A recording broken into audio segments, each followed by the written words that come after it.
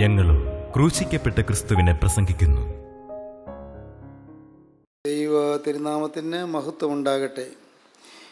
യാക്കോബിൻ്റെ ലേഖനം 5-ാം അധ്യായം 5-6 വാക്യങ്ങൾ നമുക്ക് വായിക്കാം. നിങ്ങൾ ഭൂമിയിൽ ആഡംബരത്തോടെ സുഖിച്ചു പുളച്ച് കൊല ദിവസത്തിലെന്ന പോലെ നിങ്ങളുടെ ഹൃദയത്തെ പോഷിപ്പിച്ചിരിക്കുന്നു.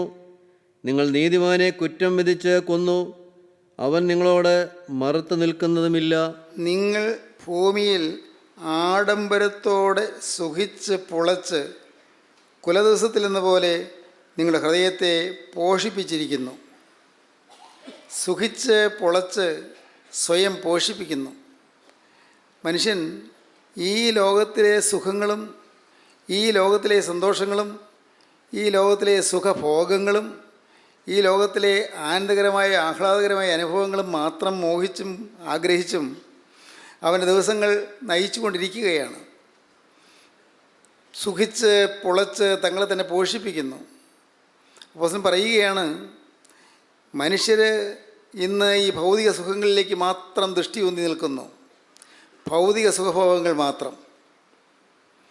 നിങ്ങൾ ചിലരെങ്കിലും വായിച്ചു കാണും, ഒലിവർ ഗോഡ്സ്മിത്ത് എഴുതിയ ദ വികാർ ഓഫ് വേക്ക്ഫീൽഡ് എന്ന് പറഞ്ഞൊരു പുസ്തകം, ഒരു നോവലാണത്.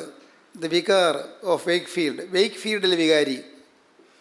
ഈ വികാരി അച്ഛൻ ഡോക്ടർ പ്രിംറോസ് എന്ന് പറയുന്നൊരു അച്ഛനാണ്. Doctor primrose. ഈ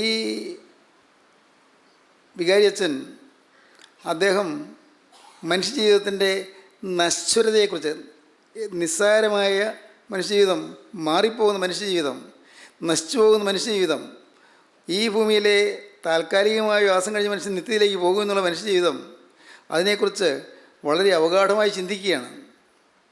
ആ പുസ്തകം ഈ അച്ഛൻ തന്നെ പറയുന്ന ഒരു കഥ പോലെയാണ് ആ പുസ്തകത്തിൻ്റെ പോക്ക്.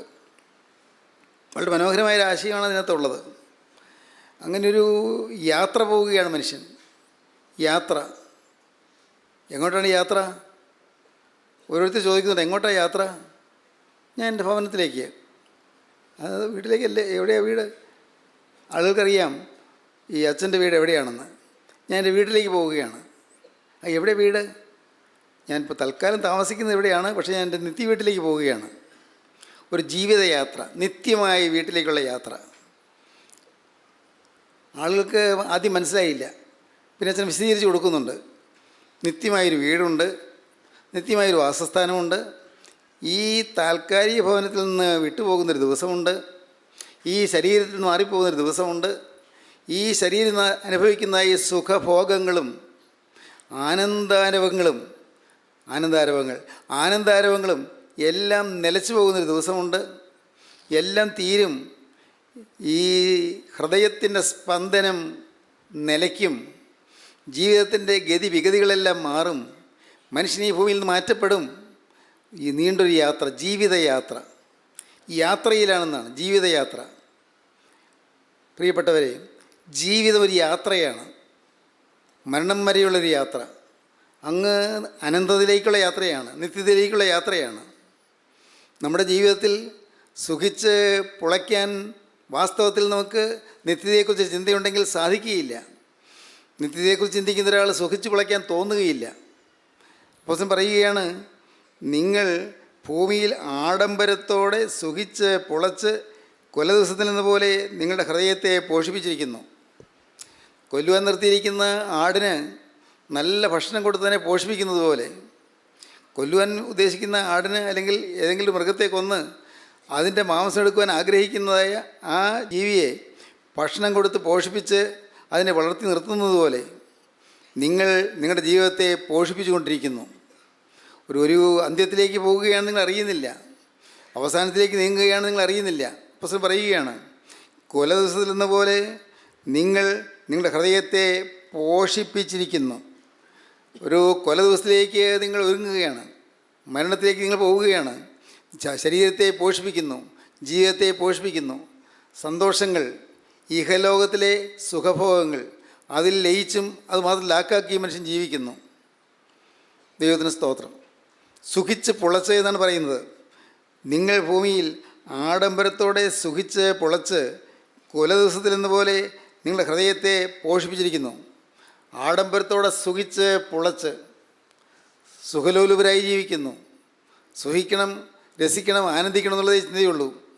പഴയ എപ്പിക്യൂരിയൻ ഫിലോസഫി എന്ന് പറയുന്നത് എപ്പിക്യൂറസ് പറഞ്ഞ ഒരു തത്വചിന്തയാണ്. തിന്നുക, കുടിക്കുക, നാളെ ചാകുമല്ലോ. തിന്നുക, കുടിക്കുക, നാളെ ചാകുമല്ലോ. ഈ ഒരു ഫിലോസഫി, ഈ ഒരു താത്വിക അവബോധം ഇന്ന് എല്ലാ മനുഷ്യരെയും ബാധിച്ചിരിക്കുകയാണ്. മരിക്കുന്നതിന് മുൻപ് സുഖിച്ച് തീർക്കുക, മരിക്കുന്നതിന് മുൻപ് ആനന്ദിച്ച് തീർക്കുക, മരിക്കുന്നതിന് മുൻപ് രസിച്ച് തീർക്കുക, സുഖിച്ച് തീർക്കുക. എന്നാൽ മനുഷ്യനറിയുന്നില്ല ഒരു വലിയ നിത്യമായ കാലം പിന്നെ മുന്നിൽ കിടക്കുന്നുണ്ട് എന്ന്, അനന്തമായ നിത്യത മുന്നിൽ കിടക്കുന്നുണ്ട് എന്ന്, ഒരിക്കലും തീരാത്തതായ നിത്യതയിലേക്ക് നാം പ്രയാണം ചെയ്യുകയാണെന്ന് മനുഷ്യനറിയുന്നില്ല. ഓർക്കൂ, നമ്മുടെ ഓരോരുത്തരുടെയും ജീവിതത്തിൽ ഇന്ന് ഈ ഭൗതിക ഇമ്പങ്ങൾക്ക് വേണ്ടി നാം സമയം ചെലവഴിക്കുകയാണ്. ലോകം തൽക്കാലത്തേക്ക് സുഖം തരും, നൈമിഷികമായ സുഖം തരും, അല്പനേരത്തേക്കുള്ള രസം തരും. പക്ഷേ അത് അധികം നിലനിൽക്കുകയില്ല. അത് എത്ര വേഗം മാഞ്ഞു പോകും, വളരെ വേഗം അത് വിട്ടുപോകും. നൈമിഷികമായ സുഖങ്ങൾ, തൽക്കാലത്തേക്കുള്ള രസങ്ങൾ, തൽക്കാലത്തേക്കുള്ള ഇമ്പങ്ങൾ, ഏതാനും നിമിഷ നേരത്തേക്കുള്ള സുഖങ്ങൾ, ഇതെല്ലാം വിട്ടുപോകും. മനുഷ്യൻ നിത്യതയിലേക്ക് നീങ്ങും. സുഖിച്ച് പുളച്ച് ജീവിക്കുന്ന മനുഷ്യൻ അഹങ്കാരം കൊണ്ടാണ് ഇതെല്ലാം ചെയ്യുന്നത്. അഹങ്കാരം ഇന്ന് മനുഷ്യനെ ഗ്രസിച്ചിരിക്കുന്ന ഒരു മഹാപാതകമാണ് അഹങ്കാരം. എനിക്കത് സാധിക്കും, ഞാനത് ചെയ്യും, ഞാൻ ആർക്കും കീഴടങ്ങുകയില്ല, എൻ്റെ അപ്പന് ഞാൻ കീഴടങ്ങുകയില്ല, എൻ്റെ അമ്മയ്ക്ക് ഞാൻ കീഴടങ്ങുകയില്ല, എൻ്റെ അധ്യാപകർക്ക് ഞാൻ കീഴടങ്ങുകയില്ല, എനിക്കുണ്ട് വ്യക്തി സ്വാതന്ത്ര്യം, ആ സ്വാതന്ത്ര്യത്തിൽ കൈവയ്ക്കാൻ ഞാൻ ആരെയും സമ്മതിക്കുകയില്ല എന്നിങ്ങനെ ചില ചിന്താഗതികളുമായി ഇന്ന് അനേകർ ചിന്തയില്ലാത്തവരായി ജീവിക്കുകയാണ്, നിശ്ചിന്തരായി ജീവിക്കുകയാണ്, നിർവിചാരികളായി ജീവിക്കുകയാണ്. എപ്പോഴും വിനയത്തോടിരിക്കുന്ന മനുഷ്യനാണ് ഭാഗ്യവാൻ. എപ്പോഴും വിനയം, സാക്ഷാൽ ജ്ഞാനത്തിൻ്റെ ലക്ഷണം സൗമ്യതയാണ് എന്ന് അപ്പോസ്തലൻ ഈ പുസ്തകത്തിൽ തന്നെ പറയുന്നുണ്ട്. യാക്കോബിൻ്റെ ലേഖനത്തിൽ പറയുന്നുണ്ട്, ജ്ഞാന ലക്ഷണമായ സൗമ്യത. ജ്ഞാനിയാണോ? അതാണ് സൗമ്യത. ജ്ഞാനിയാണെങ്കിൽ സൗമ്യത കൈവരിക്കും. സൗമ്യത, താഴ്മ. നമ്മുടെ ആഭരണം താഴ്മയായിരിക്കണം, നമ്മുടെ അലങ്കാരം താഴ്മയായിരിക്കണം. അപ്പോസ്തലനായ പത്രോസ് തൻ്റെ ലേഖനത്തിൽ 1 ലേഖനം 3-ാം അധ്യായത്തിൽ പറയും, സൗമ്യതയും സാവധാനതയുള്ള മനസ്സ് എന്നത് അക്ഷയഭൂഷണമായ ഹൃദയത്തിൻ്റെ ഗൂഢമനുഷ്യനാണെന്ന്, ക്ഷയിക്കാത്ത ആഭരണമാണ് എന്ന്, ക്ഷയിക്കാത്ത അലങ്കാരമാണ് എന്ന്. സൗമ്യതയും സാവധാനതയുമുള്ള മനസ്സ്, അത് സ്ത്രീകളോട് പറയുകയാണ്, ഭാര്യമാരോട് പറയുകയാണ്, ഭാര്യമാരെ നിങ്ങളുടെ ഭർത്താക്കന്മാർക്ക് കീഴടങ്ങിയിരിപ്പീൻ. അവരിൽ വല്ലവരും വചനം അനുസരിക്കാത്ത പക്ഷം നിങ്ങളുടെ നിർമ്മലമായ നടപ്പ്, ഭയത്തോടുകൂടി നിങ്ങളുടെ നിർമ്മലമായ നടപ്പ് കണ്ട് അറിഞ്ഞ് നിങ്ങളുടെ വചനം കൂടാതെ നിങ്ങളുടെ നടപ്പിനാൽ ചേർന്ന് വരുവാൻ ഇടയാകും. നിങ്ങളുടെ അലങ്കാരം തലമുടി പിന്നുന്നതോ പൊന്നണിയുന്നതോ വസ്ത്രം ധരിക്കുന്നതോ ഇങ്ങനെ പുറമേയുള്ളതല്ല. സൗമ്യതയും സാവധാനതയുള്ള മനസ്സ് എന്ന അക്ഷയഭൂഷണമായ ഹൃദയത്തിൻ്റെ ഗൂഢമനുഷ്യൻ തന്നെയായിരിക്കണം. ക്ഷയിക്കാത്ത ഭൂഷണം, അക്ഷയഭൂഷണം, ഒരിക്കൽ നശിച്ചു പോകാത്ത ആഭരണം. ദൈവത്തിന് സ്തോത്രം. ഇന്ന് ഈ ഭൂമിയിൽ നിന്ന് അനുഭവിക്കുന്ന സന്തോഷങ്ങൾ എല്ലാം ക്ഷണിക സൗഭാഗ്യങ്ങളാണ്. എല്ലാം തൽക്കാലത്തേക്ക് മാത്രമേ ഉള്ളൂ. മനുഷ്യനത് അറിയുന്നില്ല. മനുഷ്യനത് ചിന്തയില്ലാതെ, അവൻ്റെ ഏറ്റവും വിലപ്പെട്ടതായ ആത്മാവിൻ്റെ കാര്യം ചിന്തിക്കാതെ ഇന്ന് ഈ ലോകത്തിലെ സുഖങ്ങൾ മാത്രം ലയിച്ച് നിൽക്കുന്നു. അഹങ്കാരം അവൻ്റെ മുഖമുദ്രയാണ്. അഹങ്കാരം, അനേകം ആളുകൾ ഈ അഹങ്കാരത്തിൽ കുടുങ്ങിക്കിടക്കുകയാണ്. അഹങ്കാരം, അഹംഭാവം, ഞാൻ എന്ന ഭാവം. അഹംഭാവം, ഞാൻ എന്ന ഭാവം. അഹങ്കാരം മൂലം എത്രയോ മനുഷ്യരാണ് കഴിവുള്ളവർ തളർന്നു പോയിട്ടുള്ളത്, വീണു പോയിട്ടുള്ളത്. നെപ്പോളിയൻ ബോണപ്പാർട്ട് യൂറോപ്പിൻ്റെ സിംഹം എന്നാണ് അറിയപ്പെട്ടിരുന്നത്. യൂറോപ്പിലെ സിംഹം. വളരെ സമർത്ഥനായ ചക്രവർത്തിയായിരുന്നു, വളരെ സമർത്ഥനായ ചക്രവർത്തി. യൂറോപ്പ് മിക്കവാറും മുഴുവൻ കീഴടക്കി. യൂറോപ്പിൻ്റെ ഭൂഭാഗങ്ങളെല്ലാം തന്നെ നെപ്പോളിയൻ്റെ കീഴിലായി. നെപ്പോളിയൻ ബോണപ്പാർട്ട് ഒരവസരത്തിൽ അദ്ദേഹം പറഞ്ഞു, impossibility is the word that is found only in the dictionary of fools. വിഡ്ഢികളുടെ നിഘണ്ടുവിൽ മാത്രം കാണുന്നൊരു വാക്കാണ് അസാധ്യം എന്നുള്ളത്. അസാധ്യം എന്ന് പറയുന്നത് വിഡ്ഢികളുടെ നിഘണ്ടുവിൽ മാത്രമേ കാണുകയുള്ളൂ. Impossibility is the word that is found only in the dictionary of fools. അസാധ്യം എന്ന് പറഞ്ഞൊന്നും ഇല്ലെന്നാണ് അദ്ദേഹം പറഞ്ഞത്. അത്ര ചങ്കൂറ്റമായിരുന്നു അദ്ദേഹത്തിന്, അത്ര ചങ്കൂറ്റം. ഒരിക്കൽ കിരീടധാരണ അവസരത്തിൽ അദ്ദേഹം ബിഷപ്പിനെ ക്ഷണിച്ചു, നാട്ടിലെ ബിഷപ്പ്. നെപ്പോളിയൻ അന്ന് ചക്രവർത്തിയായി സ്ഥാനമേൽക്കുകയാണ്. ബിഷപ്പ് വന്നിരിക്കുന്ന സ്റ്റേജിൽ ബിഷപ്പുണ്ട്, വേറെയും മാന്യ വ്യക്തികൾ പലരും ഉണ്ട്. നെപ്പോളിയൻ സാധാരണഗതിയിൽ അന്ന് ചെയ്യേണ്ടിയിരുന്നത് അവിടെ ഒരു കിരീടം വെച്ചിട്ടുണ്ട്. ആ കിരീടം ആ ബിഷപ്പിൻ്റെ കയ്യിലേക്ക് കൊടുക്കുകയാണ്. ബിഷപ്പ് അത് വാഴ്ത്തി ആ കിരീടം നെപ്പോളിയൻ്റെ തലയിൽ വയ്ക്കണം. നെപ്പോളിയൻ അതിനു വേണ്ടി കാത്തു നിന്നില്ല. നെപ്പോളിയന് അറിയാം, ഞാനാണ് കിരീടാവകാശി, ഞാനാണ് ഇതെടുത്ത് വയ്ക്കേണ്ടത്, എൻ്റേതാണ്. ബിഷപ്പിനെ അവഗണിച്ചുകൊണ്ട്, ബിഷപ്പിനെ ഗവനിക്കാതെ നെപ്പോളിയൻ തന്നെ എടുത്ത് കിരീടം തലയിൽ വെച്ചു. ആളുകൾക്ക് തോന്നി എന്തൊരു അഹങ്കാരമാണെന്ന്. പക്ഷെ മിണ്ടാൻ ധൈര്യമില്ല. മിണ്ടിയാൽ പിന്നെ ജീവൻ ഉണ്ടായിരിക്കില്ല. അങ്ങനെ നെപ്പോളിയൻ അഹങ്കാരിയായിരുന്നു. അഹങ്കാരം മൂലം എത്രയെത്ര ഭൂഭാഗങ്ങൾ കൈയടക്കേണ്ട മനുഷ്യൻ അഹങ്കാരം മൂലം വാട്ടർലൂ യുദ്ധത്തിൽ പിടിക്കപ്പെട്ടു. 1815 വാട്ടർലൂ യുദ്ധത്തിൽ നെപ്പോളിയൻ തോറ്റു. നെപ്പോളിയൻ സെൻട്രൽ ദ്വീപിലേക്ക് നാടുകടത്തപ്പെട്ടു. ഈ വാട്ടർലൂ യുദ്ധം നടക്കുമ്പോൾ ഒരു ദിവസം നെപ്പോളിയൻ പറഞ്ഞു തൻ്റെ സേനാനായകനോട്, ഇന്ന് വൈകുന്നേരം ഫ്രാൻസിൻ്റെ കൊടി, നെപ്പോളിയൻ്റെ കൊടി ബ്രിട്ടീഷ് സാമ്രാജ്യത്തിൻ്റെ കേന്ദ്രസ്ഥാനത്ത് ലണ്ടനിൽ ഉയരും. ലണ്ടനിൽ ഇന്ന് വൈകുന്നേരം എൻ്റെ കൊടി ഉയരും. അതുകൊണ്ട് സേനാനായകൻ വിനീതനായി പറഞ്ഞു, പ്രഭു, അത് അങ്ങ് പറഞ്ഞത് ശരി, എന്നാൽ അങ്ങനെ തന്നെ ആകണമെന്നില്ലല്ലോ, അത് മറിച്ചാകരുതെന്നില്ലല്ലോ. അത് നെപ്പോളിയൻ പറയുന്നു, എന്നാൽ ദൈവം എന്താണ് ചെയ്യുന്നത് അറിയാൻ പാടില്ലല്ലോ. അവിടെ നെപ്പോളിയൻ പറഞ്ഞു, നെപ്പോളിയൻ പറയുന്നു, നെപ്പോളിയൻ അത് തീരുമാനിക്കുന്നു, നെപ്പോളിയൻ അത് ചെയ്തിരിക്കും. നല്ല ഉറപ്പ്. പക്ഷേ സംഭവിച്ചത് എന്താണെന്ന് അറിയാമോ? അന്ന് പകല് ഭയങ്കരമായ മഴ, ഒരിക്കലും ഉണ്ടായിട്ടില്ലാത്തതുപോലെ മഴ പെരുമഴ പെയ്യുകയാണ്. ആ പേമാരിയിൽ സൈന്യത്തിന് മുന്നോട്ട് പോകാൻ പറ്റിയില്ല. നെപ്പോളിയൻ്റെ പ്ലാൻ നടന്നില്ല. അന്ന് വൈകുന്നേരം നെപ്പോളിയൻ പിടിക്കപ്പെട്ടു. ഇന്ന് വൈകുന്നേരം എൻ്റെ കൊടി ലണ്ടൻ നഗരത്തിന് മുകളിൽ പാറിപ്പറക്കുമെന്ന് പറഞ്ഞ നെപ്പോളിയൻ അന്ന് വൈകുന്നേരം വാട്ടർലൂ യുദ്ധത്തിൽ വെച്ച് പിടിക്കപ്പെട്ടു. നെപ്പോളിയൻ ബന്ധനസ്ഥനായി. അഹങ്കാരി തകരേണ്ടി വരും, തളരേണ്ടി വരും. അഹങ്കാരി വീഴേണ്ടി വരും. അവന് എഴുന്നേൽക്കാൻ വയ്യാത്തവണ്ണം ഭയങ്കരമായ വീഴ്ച അവന് നേരിടേണ്ടി വരും. ഇന്ന് അനേകം ആളുകൾ സുഖിച്ച് പുളച്ച് അഹങ്കരിച്ച് ഞാൻ ഏതിന് മതിയായവനാണെന്ന് ഭാവിച്ച് ഇന്ന് ജീവിക്കുന്നു. ഇന്ന് മനുഷ്യന് താഴ്മയില്ല, വിനയമില്ല.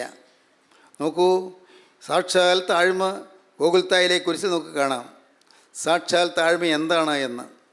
ലോകത്തിൻ്റെ ഉടയവനായവൻ, ലോകത്തിൻ്റെ അധിപതിയായവൻ കുരിശിന്മേൽ തളർന്ന് വിവശതയോടെ കിടക്കുന്നു. ആരെങ്കിലും സഹായിപ്പാനുണ്ടോ എന്ന് നോക്കി ആരെയും കണ്ടില്ല. താനും അവൻ പകച്ചു നോക്കിയെങ്കിലും ആരെയും സഹായിപ്പാൻ കണ്ടില്ല. തുണപ്പാൻ ആരെങ്കിലും ഉണ്ടോ എന്ന് നോക്കി ആരെയും കാണുന്നില്ല. ദൈവത്തിന് സ്തോത്രം. താൻ ജീവൻ കൊടുത്ത ലാസർ എവിടെങ്ങാനുണ്ടോ? ഇല്ല, ലാസറിനെ കാണുന്നില്ല. ദൈവമേ, ഞാൻ അനേകം രോഗികൾക്ക് സൗഖ്യം കൊടുത്തു. ആ 12 വർഷമായി രക്തവാർച്ച ഉണ്ടായിരുന്ന സ്ത്രീക്ക് സൗഖ്യം കിട്ടി. അവളെങ്ങാനും ഉണ്ടോ? ഒന്ന് കരയാൻ? ഇല്ല, ആരുമില്ല. അന്ന് യേശുക്രിസ്തു ആ മുടന്തന് സൗഖ്യം കൊടുത്തു, കണ്ണുകുരുടന് കാഴ്ച കൊടുത്തു, മരിച്ചവരെ ഉയർപ്പിച്ചു. ഇവരാരെങ്കിലും ഉണ്ടോ? ആരെയും കാണുന്നില്ല.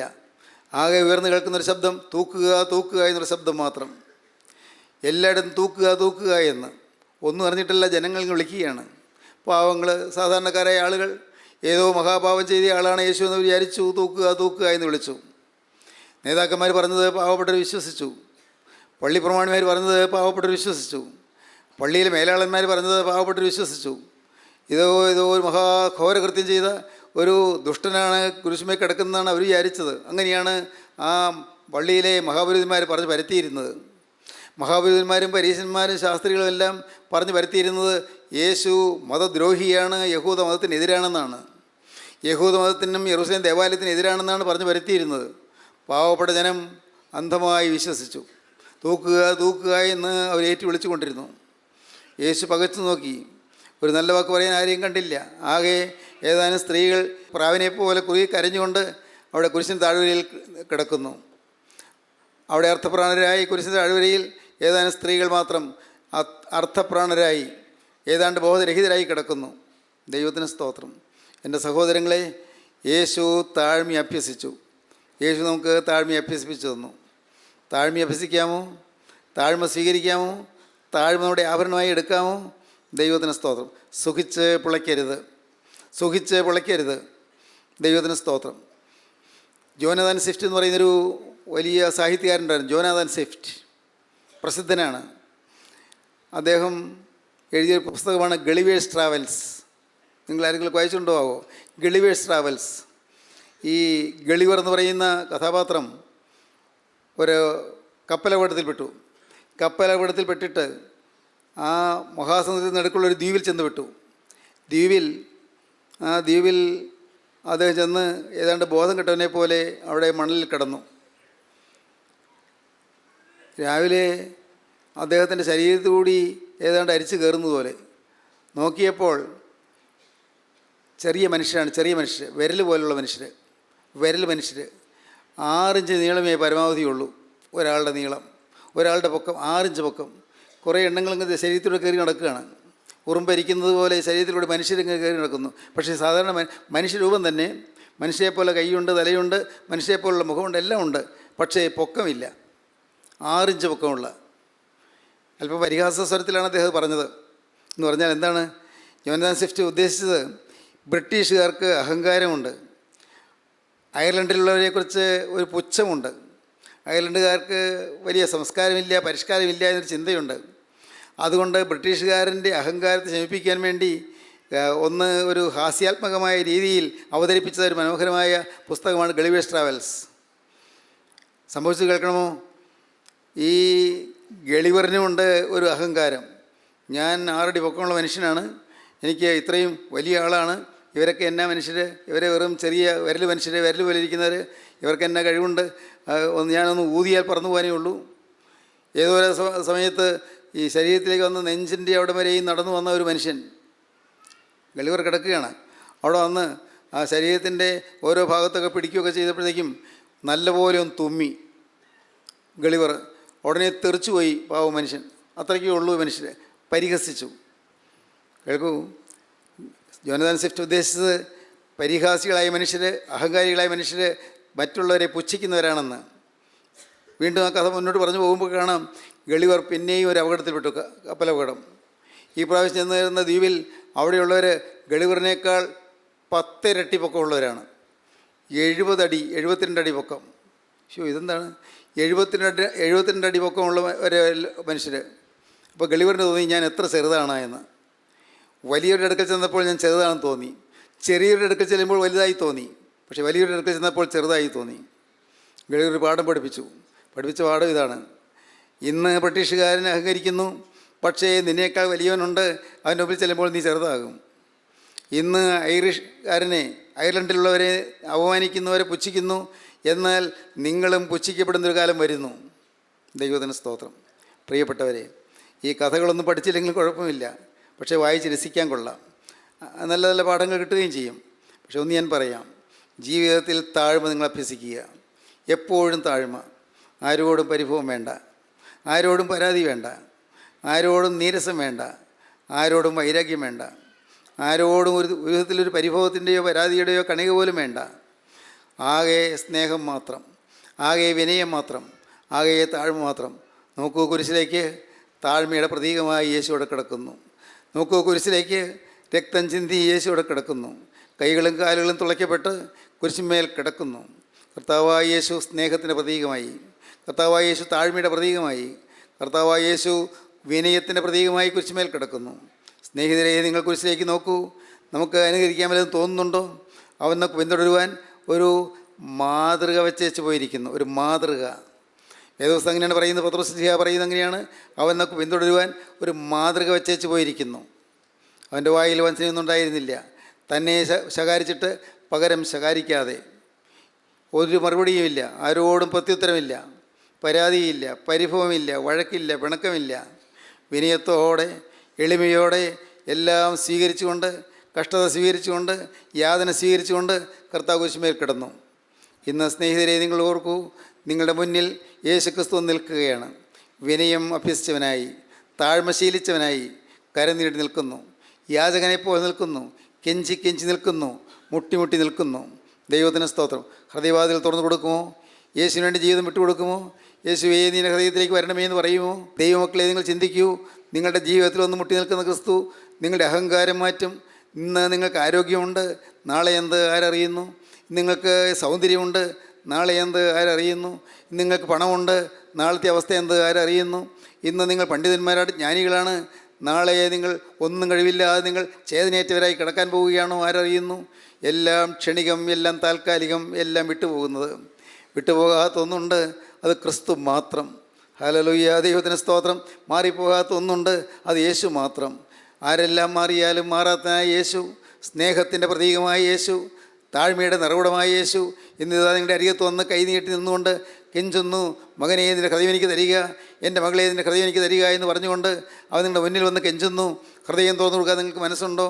അന്ധകാര ശക്തി കീഴടക്കി വെച്ചിരിക്കുന്ന ഈ ഹൃദയം, നാഥ, ഇത്രയും കാലം പിശാച് കൈയടക്കി വെച്ചിരുന്ന എൻ്റെ ഹൃദയം ഞാനിതാ നിനക്ക് തരുന്നു, എൻ്റെ ജീവിതം ഞാൻ കൈമാറുന്നു.